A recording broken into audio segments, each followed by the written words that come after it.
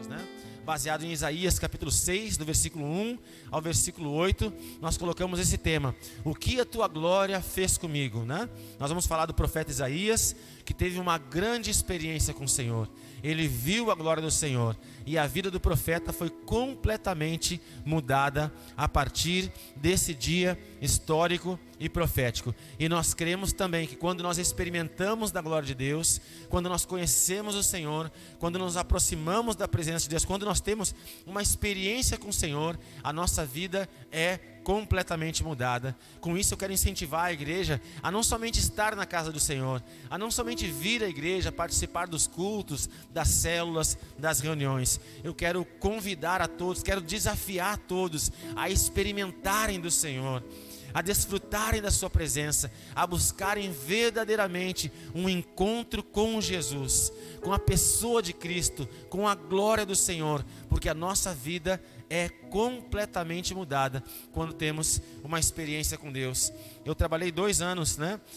Ao longo da minha caminhada, tive muitas experiências com Deus, mas um dos lugares que mais marcou a minha vida foi um desafio jovem, um centro de recuperação que eu trabalhei, né? Eu nunca tive problemas com drogas, né? Nunca usei drogas, mas o Senhor me chamou na minha juventude a trabalhar 2 anos num centro de recuperação de viciados em drogas, e eu vi muita coisa, eu tive muitas experiências com Deus, e eu vi muitos jovens largarem as drogas, porque tiveram uma experiência com Deus mais forte do que a experiência que eles tiveram com as drogas. Nós tínhamos uma camisa, nós tínhamos uma serigrafia lá, e nós fazíamos camisetas que diziam assim: vencedores não usam drogas, né? Essa era uma das camisetas que vendíamos, mas a que mais fazia sucesso era uma camiseta que dizia assim: Jesus é o fim da picada. Essa camiseta era a que mais vendia, porque essa é a verdade, essa era a verdade que nós ensinávamos aqueles jovens, né? A gente dizia para eles: cara, tu tem que chapar de Jesus, tu tem que te chapar de Cristo, coloca Jesus aí na veia, que a tua vida vai mudar e vai ser transformada. E assim nós todos os dias acordávamos às 6 da manhã e tínhamos o culto devocional. Depois ao meio-dia tínhamos um tempo de oração, e à noite às 18 horas tínhamos mais um culto, de segunda a segunda. Na terça-feira tínhamos jejum até meio-dia, na sexta-feira jejum até às 15 horas. Então assim, jejuando, orando, buscando, clamando, ouvindo a palavra, aplicando na nossa vida a palavra, esses jovens experimentavam do Cristo. Esses jovens largavam as drogas e comiam o maná. Eles comiam o pão do céu, eles largavam o álcool, largavam a bebida e bebiam das águas vivas. A palavra do Senhor diz em João 7,37: aquele que crer em mim, todo aquele que bebe de mim nunca mais terá sede. Aquele que come de mim, Jesus disse, nunca mais terá fome. Eles usavam drogas e todos eles diziam, a maioria, 100% deles diziam o seguinte: eu tinha uma fome insaciável. Quanto mais eu usava, mais eu queria usar. Quanto mais eu me atirava no mundo, mais eu queria me afundar. Por quê? Porque o que o mundo oferece. Hoje na nossa cantina, já vou dar um spoiler, né? Hoje na nossa cantina nós temos pastel. Mas a gente brincava, eu ensinava os jovens, na verdade, eu dizia assim para eles que o mundo é um pastel de vento, né? E qual é a característica do pastel de vento? É um pastel que por fora é bonito, né? Aquela massa bem fritinha, né? Aquelas bolinhas da gordura que vai soltando ali, e a gente se encanta com aquele douradinho do pastel, aquela massa bonita, bem fritinha. Só que quando a gente morde, o que sai? Um bafo quente, né? Que não sustenta, que não mata a fome, que não nos apetece. E assim a gente tem que comer um pacotinho inteiro, né? E ainda assim não sacia a nossa fome, né? É um exemplo bem raso, bem simples, mas é verdadeiro. O mundo é um pastel de vento. Tu vai comer lá fora, muitas coisas vão te oferecer. Quem sabe te ofereçam lá fora as finas iguarias, manjares, né? E de tudo vão te oferecer lá fora. Mas o que o inimigo tem lá fora para te oferecer, a comida que o mundo tem para te oferecer, não mata a tua fome, não sacia a tua sede. Então, se tu quer ser alimentado, se tu quer ficar bem fortinho no Senhor, se tu quer criar músculo, substância, raízes com Deus, você precisa comer do pão da vida e beber da água viva. O povo peregrinou pelo deserto 40 anos, e durante esses 40 anos o Senhor os sustentou com maná, com um pão que caía dos céus. O Senhor sempre vai prover o alimento para saciar a tua fome e a tua sede. Nós cremos num Deus provedor, Yahvé Jireh, que não permite que nós passemos por nenhuma necessidade, seja qual for a tua necessidade, seja qual for a tua fome nesse momento, seja qual for o teu clamor, o teu desejo nessa noite.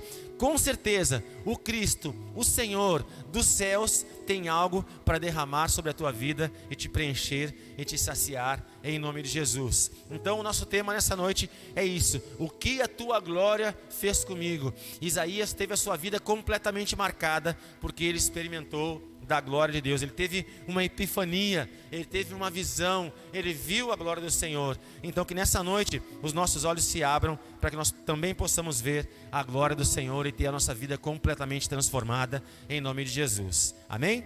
Abra sua Bíblia comigo no livro de Isaías, então, capítulo 6.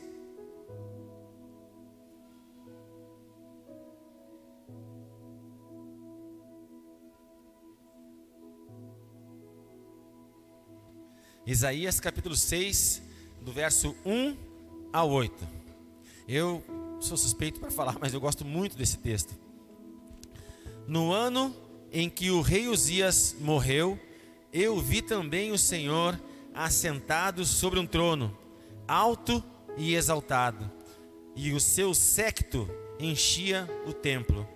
Acima estavam os serafins, cada um tinha 6 asas, com 2 cobriam a sua face, e com 2 cobriam os seus pés, e com 2 voavam. E um clamava aos outros, dizendo: Santo, Santo, Santo é o Senhor dos exércitos, toda a terra está cheia da sua glória. E os umbrais da porta moveram-se à voz daqueles que clamavam, e a casa se encheu de fumaça. Então disse eu: ai de mim, porque estou arruinado, porque eu sou um homem de lábios impuros e habito no meio de um povo de lábios impuros, porque meus olhos têm visto o Rei, o Senhor dos exércitos. Então voou um dos serafins em minha direção, tendo uma brasa viva em sua mão, a qual ele tinha tirado do altar com uma tenaz, e a colocou sobre a minha boca e disse: veja, isto tocou teus lábios, e a tua iniquidade é removida, teu pecado é purificado. Também eu ouvi a voz do Senhor dizendo: quem enviarei? Quem há de ir por nós? Então eu disse: aqui estou eu, envia-me a mim. Glória a Deus. Um texto forte, né, marcante, de uma grande experiência de um grande homem com o Senhor, né? Antes de entrar nos detalhes, nas minúcias do texto, eu quero falar um pouquinho sobre esse profeta, sobre Isaías. O nome Isaías, que tem a sua origem no hebraico, significa: o Senhor é o meu auxílio, o Senhor é a minha salvação, né? Então Isaías, ele é tão interessante isso, né, que o nome, na verdade, significa a nossa identidade. Hoje a nossa cultura não tem mais essa relação, mas antigamente, os povos antigos sempre relacionavam o nome a um propósito de vida, né? E Isaías, não por uma coincidência, ele tem esse nome: o Senhor é meu auxílio, o Senhor é a minha salvação, porque ele, a partir desse momento, torna-se o profeta messiânico. A partir dessa experiência, a partir dessa visão gloriosa que ele tem, ele começa a profetizar sobre a vinda de Jesus, sobre a vinda do Messias. Especialmente em Isaías 53, ele tem uma visão gloriosa, ele vê o Cristo crucificado e ressurreto. Isaías 60, ele profetiza: levanta-te e resplandece, porque já vem a tua luz e a glória do Senhor está nascendo sobre ti. Tudo isso é uma visão messiânica, uma visão do futuro, uma visão do que está por vir. Isaías está vendo.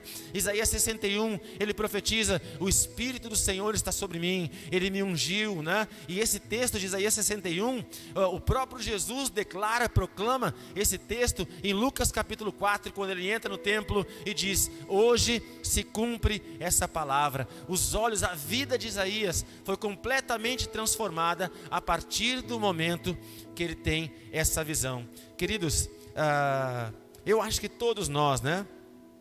Felizes daqueles que podem olhar para si mesmo e perceber pontos que nós precisamos melhorar na nossa vida. Todos nós, né? Temos áreas, temos pontos da nossa vida que precisam de ajustes, que precisam de melhoria, que precisam de conserto, né? E quem sabe seja algum desses pontos, seja alguma dessas questões que tenha te trazido à casa do Senhor, né? Algo que a gente fala bastante aqui, que nós comentamos muito aqui na igreja, é uma frase que não é nossa, mas que muitas pessoas dizem, né? Que a gente sempre vem para Deus, a gente sempre se entrega para o Senhor, ou pelo amor, ou pela dor, né? Há uns meses atrás eu dizia: eu não conheço ninguém que tenha vindo para a presença do Senhor pelo amor, né? Mas eu conversei com alguns irmãos e um que outro me disse, uma irmã me disse: não, eu vim pelo amor. Eu não tinha nenhum problema, mas decidi me entregar para Jesus. Eu disse: glória a Deus, ora por mim, irmã. Porque a maioria, todos nós, eu me entreguei para Jesus, porque eu tinha uma necessidade na minha vida, eu tinha uma carência, eu precisava da ajuda de Deus para a minha vida. Tentei em alguns lugares, procurei em algumas coisas, né? E nada supriu essa carência, nada preencheu esse vazio que eu tinha, até o dia que me disseram: Jesus pode preencher esse vazio. Então eu vim com essa dor, eu vim com essa carência para a presença do Senhor e fui preenchido e fui abençoado. E assim, se fizéssemos um fórum agora aqui, onde cada um pudesse abrir e contar o seu testemunho, a sua história, quem sabe todos nós diríamos: não, eu vim porque eu preciso de restauração no meu casamento, eu vim porque eu tinha um problema na minha saúde, eu vim porque eu estou buscando um trabalho. Enfim, todos nós chegamos à casa do Senhor, todos nós viemos à presença de Deus, a maioria de nós, porque temos uma necessidade. E sabe, queridos, muitas outras religiões, muitas outras doutrinas, existem muitas outras metodologias que trabalham tentando curar a dor, tentando preencher esse vazio, tentando suprir essas necessidades e essas carências que temos. Sabe, queridos, mas eu posso te dizer com certeza, né? Isaías dizia, a vida de Isaías dizia: o Senhor é a salvação, o Senhor é o meu auxílio. E assim, o meu nome é Luiz, eu sou o missionário Luiz, mas eu quero dizer que nessa noite, nessas 4 semanas, eu vou ser como Isaías na tua vida e vou profetizar a salvação do Senhor. E eu quero te dizer o seguinte: só Jesus salva, só Jesus cura, só Jesus transforma, só Jesus supre as nossas necessidades e as nossas carências para sempre. Nós podemos tentar procurar em outros lugares, comer de outras comidas, experimentar outros alimentos, né? Mas isso não vai suprir completamente a nossa vida. Só Jesus salva, só Jesus alimenta, só Jesus liberta e restaura. Então, se você veio nessa noite com alguma necessidade, se você veio para buscar algo de Deus, saiba, encontre-se com o Senhor, experimente da glória de Deus, entregue-se por completo, faça como Isaías fez, a partir do que vamos começar a conversar agora. E eu tenho certeza que assim como a vida de Isaías foi transformada, a sua vida também será restaurada em nome de Jesus. Amém? Preparados então? Vamos para a palavra do Senhor.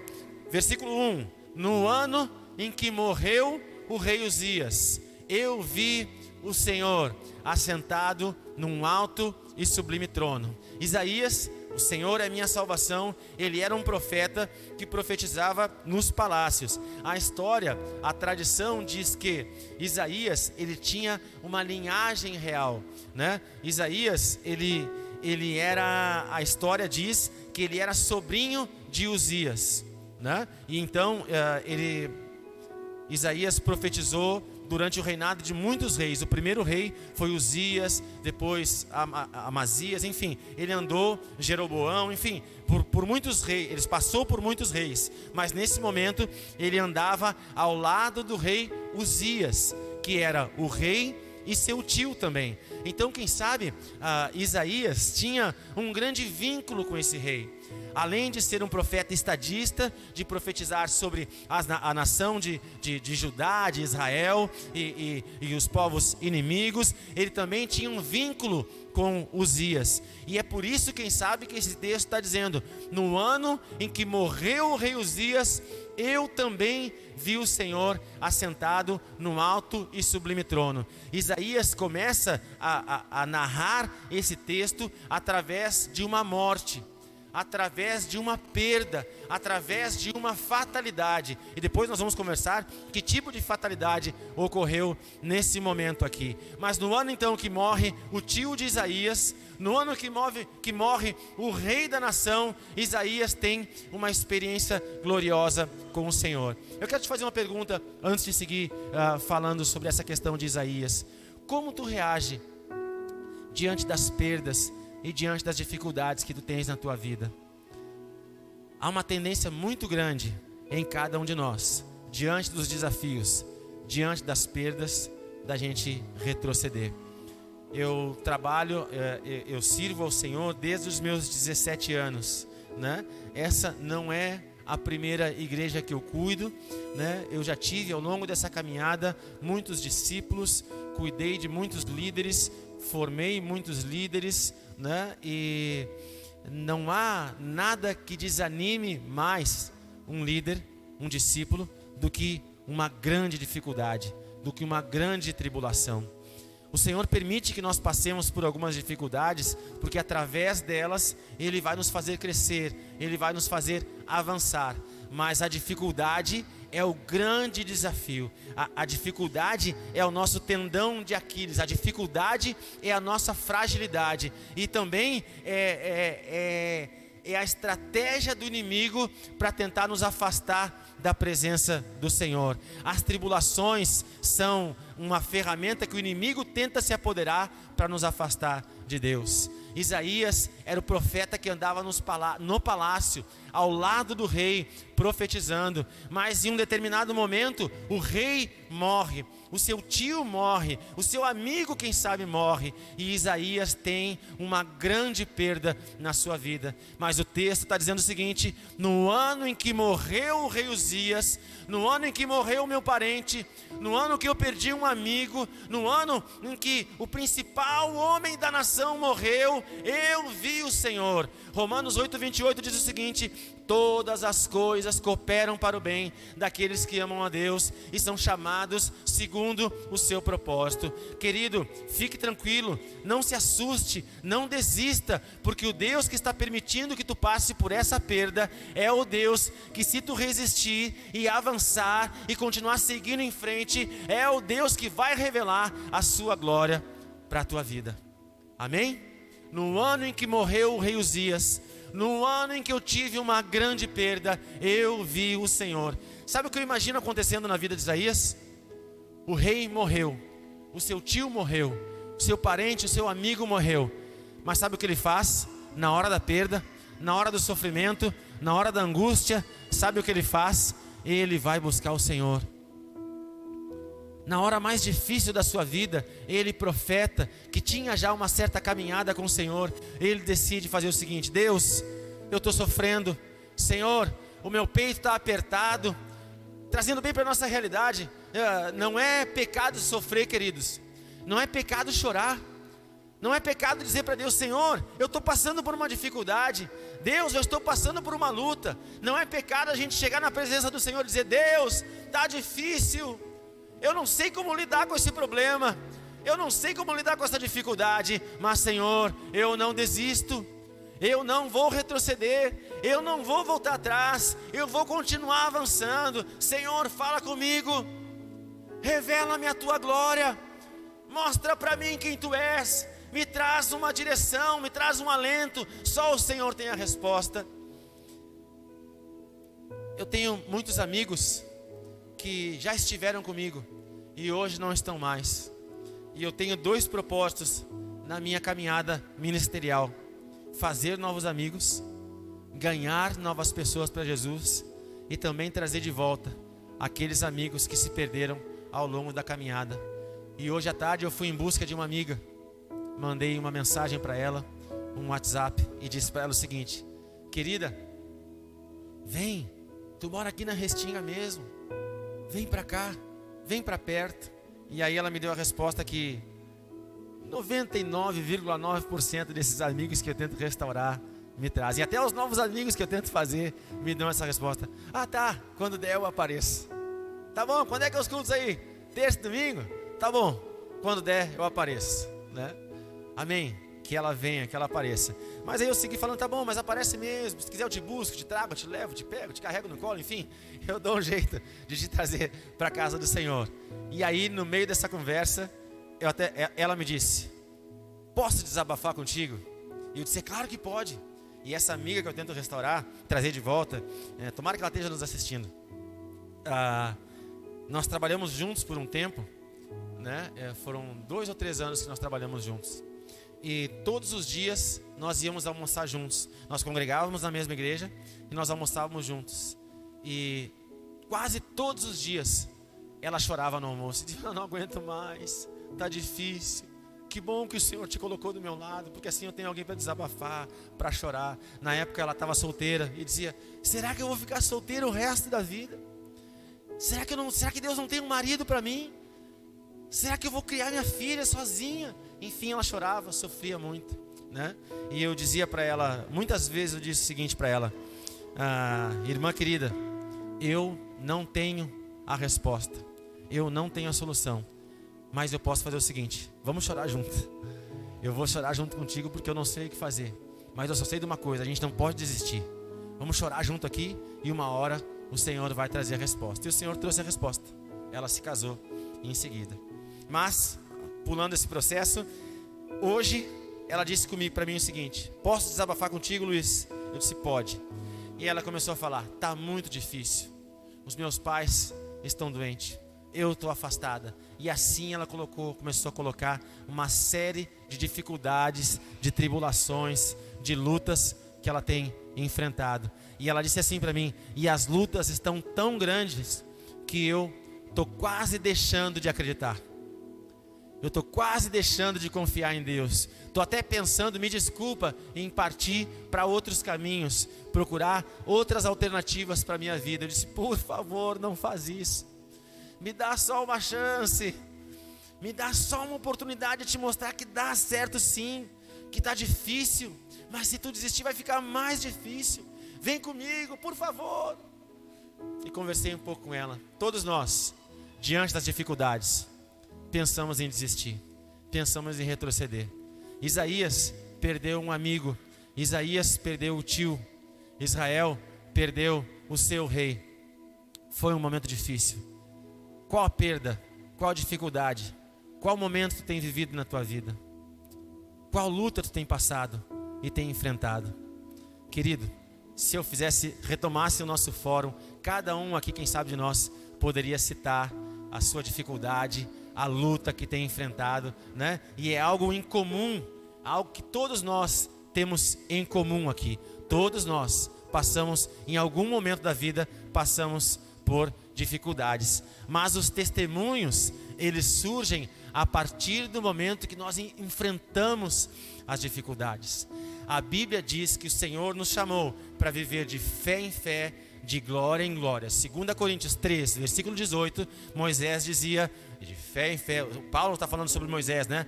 E falando de fé em fé, de glória em glória. De fé em fé, de glória em glória. Então, quem sabe como Isaías teve uma perda, mas não desiste. Dá mais um passo, faz como Isaías, busca a presença do Senhor, vai para a presença de Deus, e no meio dessa tribulação, no meio dessa dificuldade, o Senhor vai te revelar a sua glória. O Senhor vai te mostrar quem tu é, quem Ele é, né? Quem Ele é. Se vocês lerem antes, te faço esse desafio. Chega em casa agora, separa um tempo e começa a ler o livro de Isaías, do capítulo 1 até esse capítulo 6. E você vai ver que Isaías está profetizando. A Bíblia diz, livro do profeta Isaías, filho de Amós, e assim vai falando, ele vai falando da sua vida, e começa a exercer o seu ministério profético. Ele anda pelas ruas, ele anda pelos lugares, e vai profetizando. Eu imagino Isaías profetizando pelas ruas da sua cidade, pelas ruas de Judá, de Jerusalém, dizendo: ai de ti prostituta, ai de ti ímpio, ai de ti pecador, ai de ti que faz isso, ai de ti que faz aquilo. Isaías vai profetizando, Isaías vai vendo as coisas erradas na sua nação, Isaías vai vendo as coisas erradas em meio ao seu povo. Isaías tinha olhos para ver os problemas da nação, Isaías tinha olhos para ver as dificuldades que estavam ao seu redor, e à medida que ele via os problemas externos, ele recebia sim do Senhor uma palavra, mas Isaías nunca tinha olhado para dentro de si mesmo. Isso nós vamos falar no restante das semanas, né? Ele diz: ai de mim que sou pecador. Quando morre o rei Uzias, Isaías é levado a ter uma experiência interna com o Senhor. Sabe, queridos, eu tenho dito muito isso aqui na igreja. A gente pode começar a vir na Sara Restinga, aprender as letras dos cânticos, né, dos hinos que cantamos. Ainda não temos o projetor multimídia, mas o telão está ali, porque em breve vamos ter um projetor para lançar as imagens e as letras das músicas e dos versículos que citamos aqui, né? Mas você pode buscar na internet e aprender todas as músicas e cantar junto conosco. Você pode se vestir como uma irmã cristã, né, das mais tradicionais, das mais pentecostais, com uma saia até o tornozelo, fazer um coque bem bonito, né? Os irmãos podem vir de calça de tergal, terno, gravata, né? Podemos mudar o nosso exterior, mas a nossa conversão não é por fora. A principal mudança que Deus quer fazer na nossa vida não é o corte de cabelo, não é a roupa que nós vestimos. A principal, a maior, a mais profunda mudança que Deus quer fazer na nossa vida é no nosso interior. Porque onde estiver o nosso coração, ali estará o nosso tesouro. O Senhor levantou um outro profeta chamado Joel, que dizia o seguinte: rasga o teu coração e não as tuas vestes. Então Isaías, um profeta que era uma metralhadora, que andava com o seu dedo apontado para os defeitos de Israel, para os defeitos de Judá, para os defeitos de Jerusalém, tentando alinhar o povo. No ano em que morre o rei Uzias, ele é levado pessoalmente a ter uma experiência gloriosa com o Senhor. Queridos, eu sou um pai de família, eu sou o pai dessa casa aqui, eu sou o líder desse lugar, eu sou o cabeça da minha família. Todas as mudanças que eu quero que aconteçam nesse lugar, tudo que eu sonho que aconteça na minha casa, começa dentro de mim. Essa não é uma frase cristã, mas tem muito sentido. Uma escritora chamada Marilyn Ferguson, ela diz o seguinte: seja a mudança, ela diz o seguinte, a frase dela é a seguinte: que haja transformação, mas que comece em mim. A transformação, atenção esposa, a transformação que tu quer no teu esposo, começa em ti. Obrigado, pastor. Calma, varão. Esposo, a transformação que tu quer na tua esposa, começa em ti. Pais, como os filhos vão mudar se eles não veem um exemplo da nossa parte? Os filhos vão mudar quando eles verem a mudança na nossa vida. Toda a mudança começa de dentro para fora. O Senhor toca no meu coração, o meu coração é transformado e começa a bombear esse sangue transformado pelas minhas veias, e esse sangue transformado começa a gerar mudança na minha vida. E eu agora, com meu coração lavado e remido pelo sangue do Cordeiro, começo a ter atitudes de alguém que tem um coração transformado, em nome de Jesus. Enganoso e corrupto, disse o profeta Jeremias no capítulo 17, versículo 9. Enganoso e corrupto é o coração do homem. Essa é a nossa natureza, essa é a nossa raiz corrupta e enganosa. Mas o Senhor nos chama para que nós sejamos lavados e remidos pelo sangue do Cordeiro. O Senhor permite então que Isaías passe por essa perda, para que ele conheça a glória do Senhor e para que ele tenha uma experiência gloriosa e poderosa com a presença de Deus. Amém? Quantos querem ter essa experiência com o Senhor? Aleluia. Então escuta o conselho que eu te dou: não desiste. Quem sabe você possa estar pensando assim: mas o Luiz, o missionário, está falando o seguinte, está falando para mim não desistir, porque ele não sabe os problemas que eu tenho enfrentado, ele não sabe o nível das lutas que eu tenho vivido. Eu não sei realmente, queridos, não sei qual o nível da luta, mas eu tenho certeza e confiança no Deus que eu creio. Eu creio no Deus do impossível. Essa casa aqui surgiu por um milagre. Estarmos na Restinga com as portas abertas nesse grande prédio é um milagre. O Senhor começou essa obra fazendo um milagre. E esse é o primeiro de muitos milagres que o Deus do impossível vai fazer, está fazendo aqui nesse lugar. Então, é difícil a tua causa, é muito grande a tua perda, não tem problema. O Deus do impossível vai fazer um milagre na tua vida. Lucas 1, versículo 37, diz assim: para Deus não existe impossíveis. Aquilo que é impossível para o homem é possível para Deus. Disse isso o anjo Gabriel para Maria, que estava grávida sem ter tido relações com José. Um anjo fecunda Maria.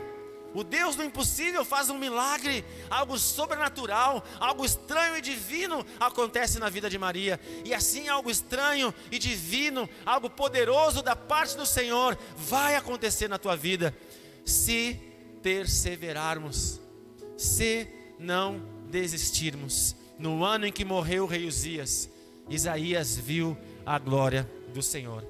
Mas eu quero te trazer uma outra realidade nessa noite. Você sabe quem foi o rei Uzias?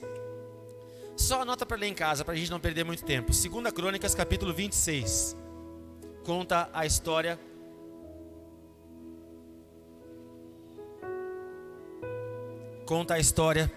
do rei Uzias. O rei Uzias era filho do rei Amazias. Cada nome é diferente, né? Nós temos a Sabrina grávida aqui, aí umas sugestões de nomes para vocês, né? Uzias, Amazias, misericórdia. Menina. Então tá bom, depois eu vejo umas outras dicas aqui. Enfim, né? Eram nomes mais difíceis, que nós não estamos tão acostumados, né?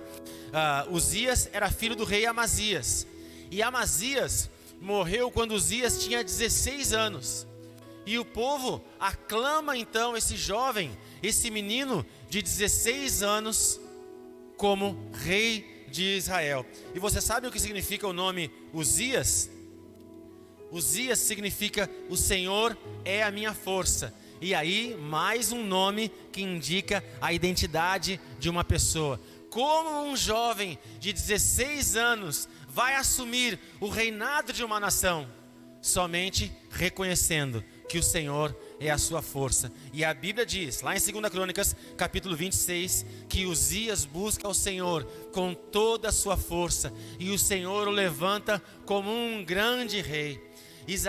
Uzias foi um grande rei, foi um rei reconhecido. Ele era um estrategista, ele teve grandes exércitos, ele teve grandes fortunas, ele sabia plantar, colher, lutar, pelejar, guerrear. Ele foi um grande rei. Ele era muito inteligente, ele era sábio, ele clamou pela ajuda, pela força do Senhor, e o Senhor o fortaleceu, e o Senhor o abençoou, e ele teve um reinado reconhecido por todas as nações vizinhas. Ele foi tão importante, tão estrategista, e o que ele fez, ainda o legado de Uzias permanece até os dias de hoje, porque diz a história, a própria Bíblia fala disso, que Uzias criava armas de guerra, e uma das armas que ele criou foi as catapultas. Você sabe o que é as catapultas? Aquelas armas que se colocava uma grande pedra assim, né, com um contrapeso, depois soltava-se e ela lançava a pedra longe. Uzias foi o criador das catapultas. Ele foi um grande rei.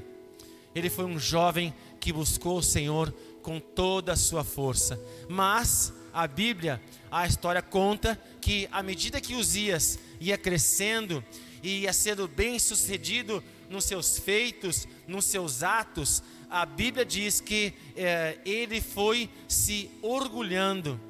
ele foi se ensoberbecendo, e aquele jovem que buscou ardentemente a força do Senhor, aquele jovem que reconhecia que era tão pequeno que não conseguiria sozinho reinar sobre Judá, e resolveu buscar o Senhor com toda a sua força, agora ele não estava mais buscando o Senhor. Desculpa. Ele para de buscar o Senhor, ele deixa o Senhor de lado e começa a agir com a sua própria força. Ele começa a agir com a força do seu braço e ele se ensoberbece. Ele olha para os lados e começa, quem sabe, a bater no peito. Ele olha para as suas conquistas, ele olha para o seu reinado e começa a dizer: calma, Lua, olha a câmera. Ele começa a olhar para as suas conquistas e para o seu reinado e começa a dizer o seguinte: que rei bom que eu sou, né? Olhem, meus servos, olhem, meus súditos, tudo que eu conquistei.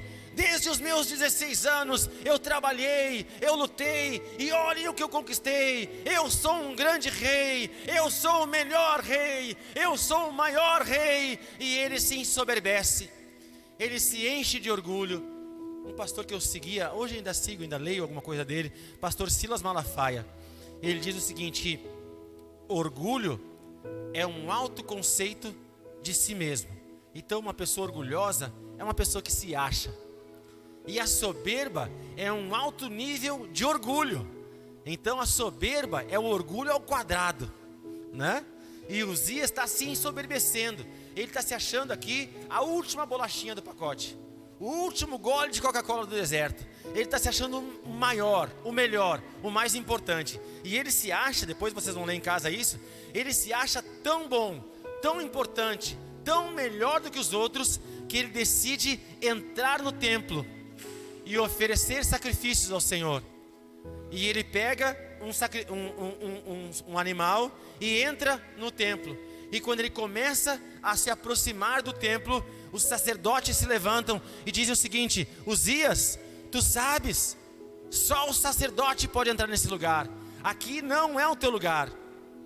Tu foi levantado como rei para reinar sobre Israel, sobre Judá, mas aqui tu não pode entrar. E ele insiste e vai entrando, e o sumo sacerdote aparece e diz para ele: Uzias, não vai.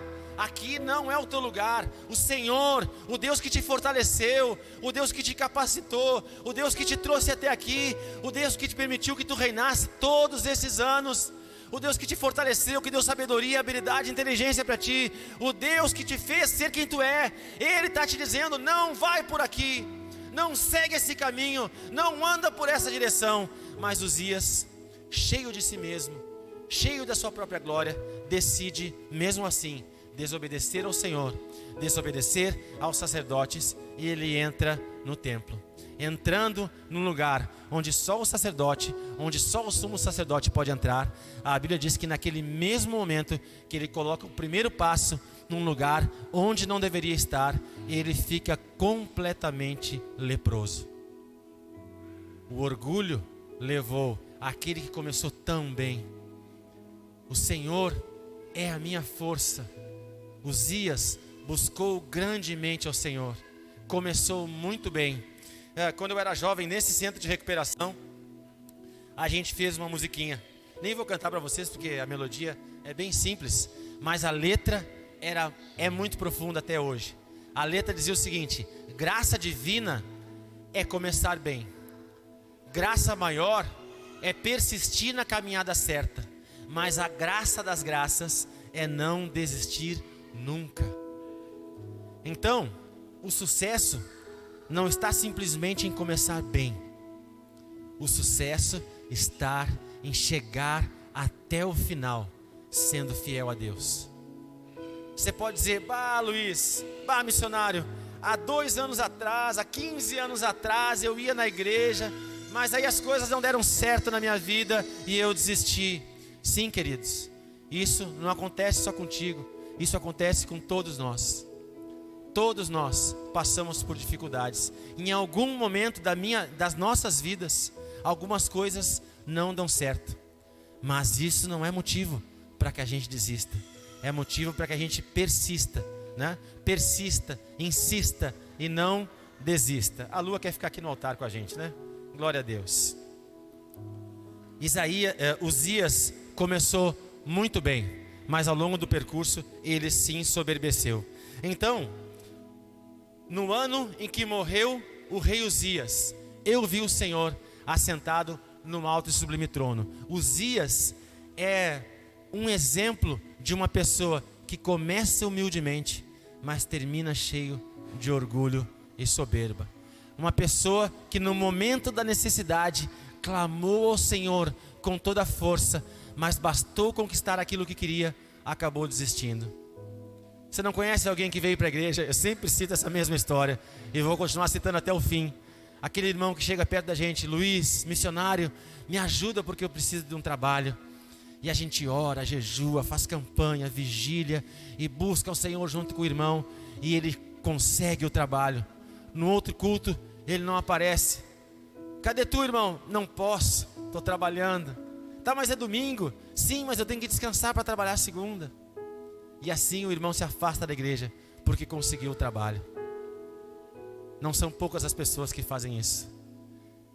Pastor, líder, missionário, eu quero a minha esposa junto comigo na igreja. E a esposa vem, e no domingo o irmão não vem mais no culto. Cadê tu, irmão? Não, hoje é o dia da família, eu fui passear com a esposa. Mas terça-feira é dia de campanha. Não, mas a gente tem que descansar. A gente tem que se preparar para a quarta-feira que começa. Enfim, né? Pessoas que quando precisavam, buscavam humildemente a presença do Senhor, mas bastou conquistar aquilo que queria, se afastaram. Uzias humildemente buscou o Senhor na sua juventude, mas quando amadureceu, tornou-se um homem orgulhoso e soberbo. E se nós tirarmos o nome Uzias do texto, volta comigo lá em Isaías capítulo 6. E agora quero te chocar, quero te confrontar nessa noite, porque quem sabe esse seja o teu caso, seja o meu caso, seja o nosso caso.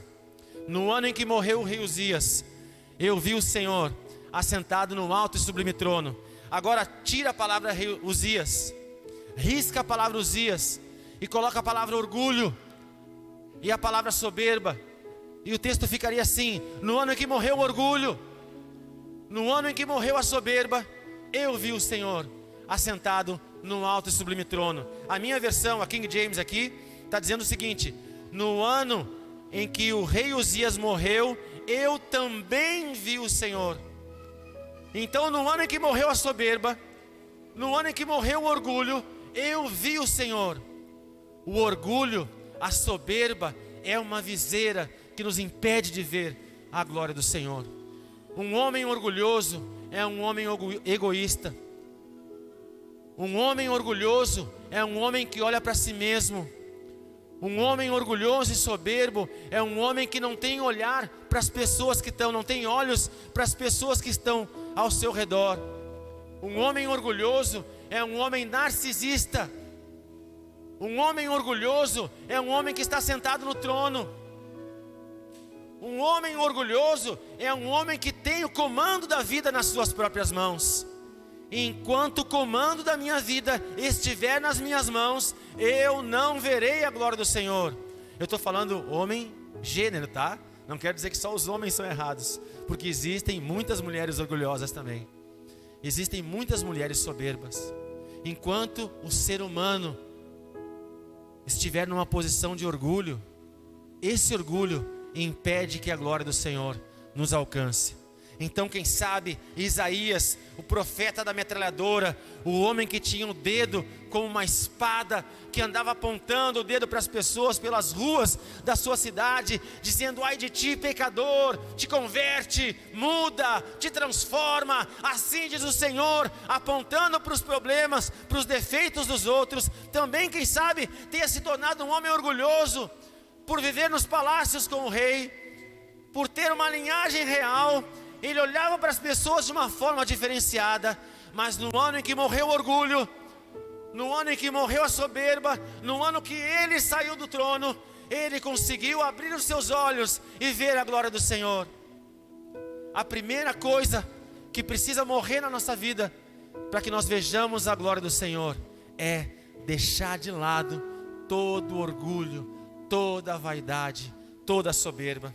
Abra a palavra do Senhor em Provérbios capítulo 16 comigo, por favor. Provérbios 16, versículo 18.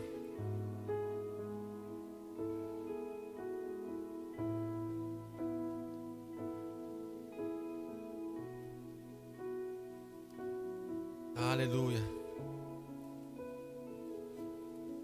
Provérbios 16, versículo 18. Vejam o que diz a palavra do Senhor. O orgulho precede a destruição, e o espírito altivo precede a queda. Certo? Vou ler novamente. O orgulho precede a destruição, e o espírito altivo ou a soberba precede a queda. O orgulho precede a destruição. O orgulho vai nos levar à ruína. Feche teus olhos um pouquinho, querido, comigo. E de olhos fechados, entenda o que eu quero com muito carinho te dizer nessa noite. Eu, de forma alguma, quero assumir o papel de acusador nessa noite. Eu não estou com meu dedo apontado para ti. Eu quero ser um instrumento de Deus nessa noite, na tua vida, para dizer que quem sabe tu esteja perdendo algumas coisas em algumas áreas da tua vida, porque tu ainda não entregou o controle e o comando dessa situação nas mãos do Senhor. Enquanto tu, de forma orgulhosa e soberba, estiver à frente, enquanto tu estiver com as chaves da tua vida nas tuas mãos, a glória do Senhor não vai chegar. Então, em nome de Jesus, de olhos fechados, escute o que o Espírito Santo te diz. Abre a tua boca e diz para o Senhor: Deus, eu renuncio agora todo o orgulho. Eu renuncio agora toda a soberba. Eu só tenho uma vida, Senhor, porque tu me deu ela para viver. Eu só cheguei até aqui porque tu me permitiu, Senhor. Eu não sou nada, eu não tenho nada. Eu só me movo, eu só vivo porque tu soprou o fôlego de vida nas minhas narinas, e eu posso todo dia levantar.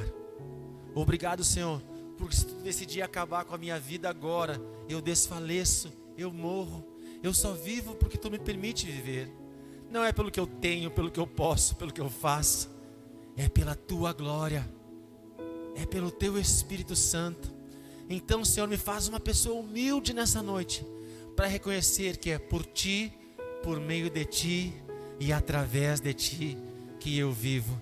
Eu te entrego nessa noite o controle e o comando da minha vida nas tuas mãos, em nome de Jesus. Amém e graças a Deus. Erga sua mão direita comigo, querido, se você tem fé suficiente para isso, e diga assim: Senhor Jesus, nessa noite eu te entrego a minha vida, o controle da minha vida nas tuas mãos. Toma conta e dirige em nome de Jesus. Amém. Pode aplaudir o Senhor com fé aí, então.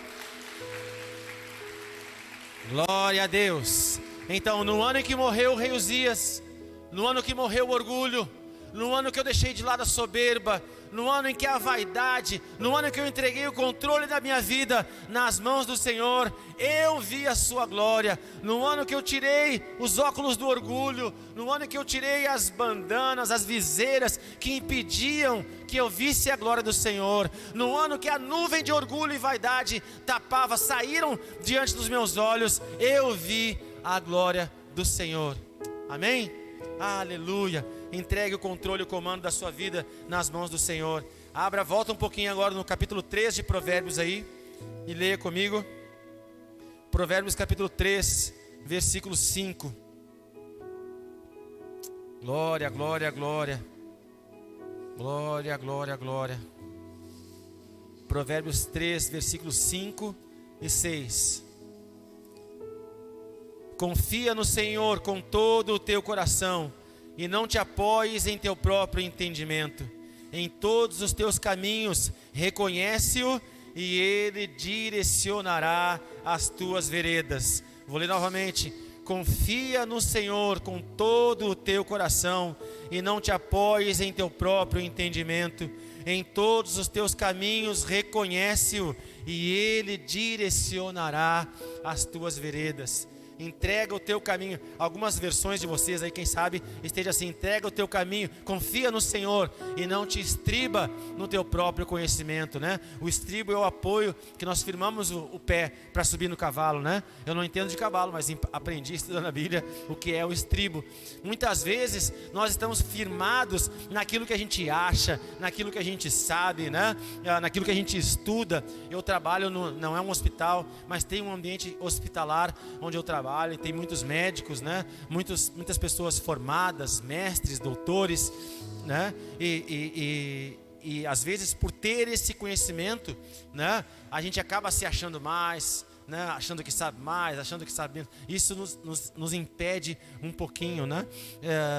Mas a Bíblia está dizendo: não te estriba, não te apoia naquilo que tu sabe, naquilo que tu acha, né? Naquilo que tu aprendeu. Confia no Senhor, entrega a tua vida. O Salmo 37, versículo 5 diz assim: entrega o teu caminho ao Senhor, confia nele e o mais ele fará. Amém? Ah, Luiz, mas nessa caminhada, nessa trajetória do desafio jovem, muitos jovens iam para lá, muitos adultos também nós atendíamos e cuidávamos lá. E o período do tratamento é 9 meses, em média, né? Algumas pessoas precisam ficar mais. E existem algumas pessoas que saem com menos tempo, né? Mas o tempo até não é a questão, é a forma que a pessoa sai. Só pode sair quando estiver bem, né? E a gente tinha algumas questões que a gente avaliava para saber se estava para identificar se estava bem ou não, né? Mas então chegava o jovem lá na capinha do Batman, a gente dizia só couro e osso, né? Sem, magro, esquelético, né? Raquítico, com fome, com sede, machucado, doente, sujo, virado da noite. Alguns chegavam ainda drogados lá, né? Dormiam 1 dia, 2 dias, né? Se acordavam e ficavam como zumbis, né? Não tinha Walking Dead naquela época, mas a gente brincava que parecia um zumbi, né? Ficavam ali tontos, sem saber das coisas, né? E aí a gente começava o tratamento: palavra, Bíblia, oração, jejum, polenta, arroz, feijão. E aí ele ia recebendo o alimento físico, o alimento espiritual. Ele ia se alimentando, ia crescendo, ia ficando forte. E aí se levantando. E aquele que dormiu por 2 dias, agora estava aceso, se levantava, estava acordado.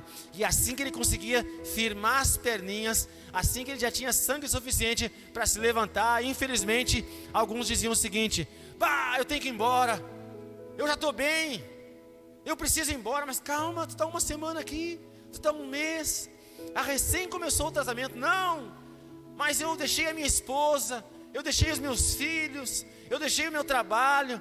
Quem vai sustentar a minha casa? Eu sou o provedor, eu preciso resolver. Se eu não fizer, quem vai fazer? E assim, eles, por acharem que só eles poderiam resolver os problemas da sua vida, desistiam do tratamento. E infelizmente, na maioria dos casos, dias depois, semanas depois, meses depois, eles voltavam por terem interrompido um processo. Querido, confia no Senhor. Confia no Senhor. No ano em que morreu o rei Uzias, no ano em que saiu o orgulho, no ano em que saiu a soberba, no ano que Isaías entregou o controle nas mãos de Deus, ele viu a glória do Senhor. Nós só vamos ver a glória do Senhor quando reconhecermos que só Jesus Cristo salva.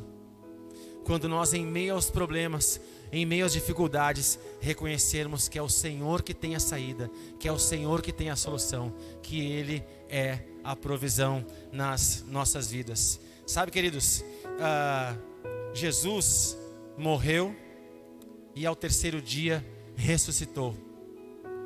Ao 3º dia, Jesus Cristo, ao ressuscitar, começa um processo de glorificação. Aquele que foi martirizado entre quinta e sexta-feira, aquele que foi torturado, aquele que foi terrivelmente humilhado. Quantos viram aquele filme Paixão de Cristo? Então, quem não viu, vai no Netflix que tem lá, Paixão de Cristo. E é um dos filmes mais literais com respeito ao sofrimento de Jesus. Ele sofre muito, ele apanha muito, né? E ele passou por tudo aquilo. Na sexta-feira ele é crucificado e morre, é colocado dentro de uma tumba, dentro de uma cova. E no domingo pela manhã, algumas mulheres vão visitar o túmulo para tratar do seu corpo, mas quando elas chegam naquele lugar, Jesus, glória a Deus, não estava mais lá, porque ele foi ressuscitado.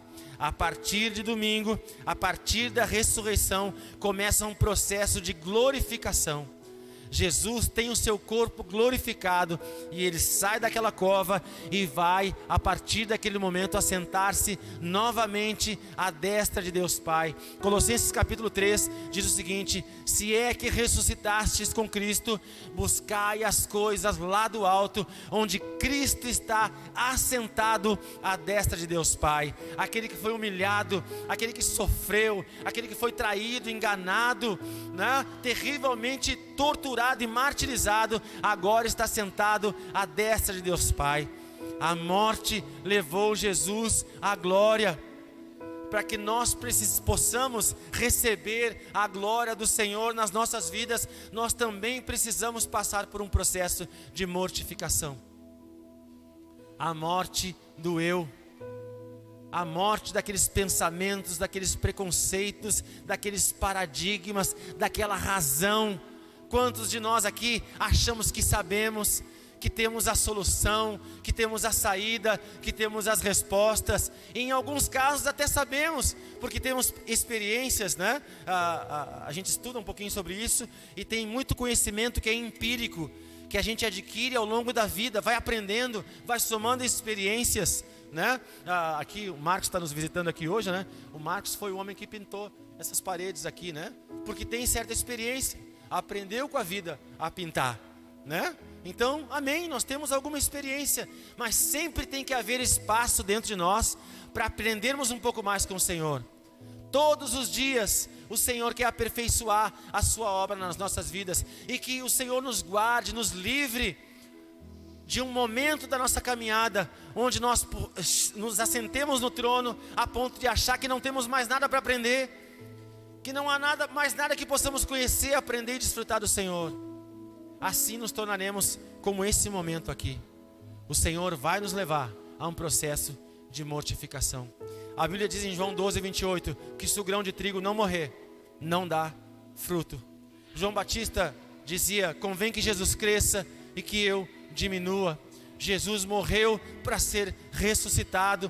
Todos nós precisamos passar por um processo de mortificação para que a glória do Senhor nasça nas nossas vidas. E quem sabe as dificuldades que nós estamos passando, as lutas que nós estamos enfrentando, fazem parte desse processo. Mas glória a Deus, porque essa luta não é o fim. Essa luta é o processo que o Senhor está usando para abrir os teus olhos, para que tu veja a sua glória. Amém? Então não desiste, segue em frente, deixa que o rei Uzias morra, mata o orgulho, renuncia à soberba, abre o teu coração, agora em nome de Jesus, limpa o teu coração e abre espaço para que Jesus entre. O Salmo 24 diz assim: levantai, ó portas, as vossas cabeças, levantai-vos, ó portais eternos, para que entre o Rei da Glória. Quem é o Rei da Glória? Jesus Cristo, forte e poderoso, Ele é o Rei da Glória. Levanta a tua cabeça, abre o teu coração. Mateus 13:12 diz que Jesus tem na mão uma pá, e com ela Ele vem limpar toda a eira, vem retirar toda a sujeira. Abre o teu coração e deixa Jesus limpar a tua vida. Retira o Uzias, retira o orgulho, retira a soberba, retira a vaidade, retira tudo aquilo que está impedindo que o Senhor entre. E assim a glória do Senhor, o Senhor vai abrir os teus olhos e vai te mostrar uma visão do céu. O Senhor vai te mostrar a sua glória. Ontem eu tive um dos momentos mais... É aquele momento que todo pai gostaria de ter com um filho, né? Lá na Cavalhada, nossa sede, Sara Cavalhada, tem o Arena Jovem. E é a partir dos 14, né? Meu filho tem 13, mas né, eu libero ele para ir lá pro Arena, porque ele quer tocar bateria, então vai lá aprender com os outros lá, né? com os jovens lá. E ele foi. E aí ele voltou para casa, fui buscar ele no final do Arena, e ele testemunhou para mim o seguinte: pai, hoje Deus falou comigo. Que isso? Hoje Deus falou comigo, ele me disse. Como assim, João? Pai, hoje eu vi todo o meu legado. 13 anos ele tem, né? Depois eu vou apresentar ele para vocês. 13 anos ele tem. Hoje eu vi todo o meu legado. Pai, como assim, filho? Eu me vi tocando bateria na igreja. Eu me vi louvando ao Senhor, pai. Eu me vi pregando, pai. Eu me vi servindo a Deus na igreja, pai. Eu chorei que nem criança. Diz, claro, até criança. Mas eu chorei que nem criança, pai. Deus falou com meu filho ontem. E é isso que todo pai espera, né? Ele teve uma visão do futuro.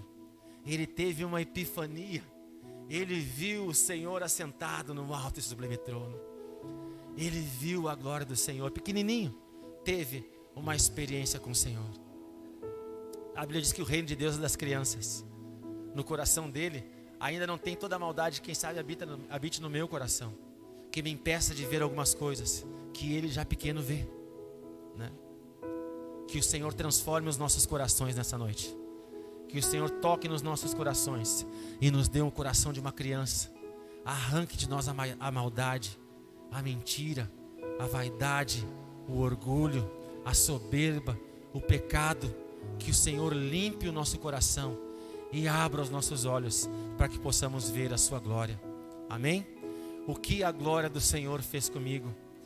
A glória do Senhor transformou a vida de Isaías a partir do momento que o orgulho e a soberba saíram. No ano em que morreu o rei Uzias, no ano que ele perdeu o controle, ele viu o Senhor. No ano em que ele entregou as chaves da sua vida nas mãos de Deus, ele teve a sua vida completamente transformada. Entenda o que eu vou dizer. Até o capítulo 5, ele era um simples profeta. A partir desse momento, ele se torna um dos maiores profetas. Ele se torna Isaías. O Senhor é a minha salvação. O profeta messiânico, aquele que viu algo que ninguém viu. Ele viu o Senhor glorificado. Ele viu o Senhor crucificado. Ele viu a nova Jerusalém. Ele viu o novo céu e a nova terra. A partir daquela perda, o Senhor abriu os seus olhos e ele viu a sua glória. Todas as coisas cooperam para o bem daqueles que amam a Deus. Essa perda que tu está vivendo hoje é para que o Senhor revele a tua glória. Então não endurece o teu coração com esse momento difícil que o Senhor está te permitindo passar. O Senhor te permitiu perder para que tu abra o seu coração agora e dê espaço para que a glória dele entre na tua vida, em nome de Jesus. No ano em que morreu o rei Uzias, no ano em que entreguei o meu controle e o governo da minha vida nas mãos do Senhor, eu vi a sua glória. Amém? Quantos querem ver a glória do Senhor nessa noite? Quantos querem ter uma visão do futuro? Quantos querem ter a sua vida transformada? Abre o teu coração, abre espaço para que Jesus entre na tua vida agora, em nome de Jesus. Amém. Vamos orar. Pai amado, Deus querido, nós te agradecemos por essas quase 2 horas que passamos reunidos aqui, onde tu falou conosco, onde nos inspirou, nos direcionou, que nós possamos levar essa palavra para o restante da nossa semana. Como sacerdotes desse lugar, eu abençoo cada família aqui representada, cada casa, Senhor, os jovens que estudam, os adultos que trabalham, os pais, as mães, os filhos, que todos saiam daqui completamente abençoados e que essa bênção chegue até o nosso lar, em nome de Jesus. Amém. Que o Senhor te abençoe e te guarde, que o Senhor levante a luz do seu rosto sobre ti e que o Senhor te dê shalom, te dê a paz. Vá para a melhor semana da sua vida, em nome de Jesus. Amém. Graças a Deus. Aleluia.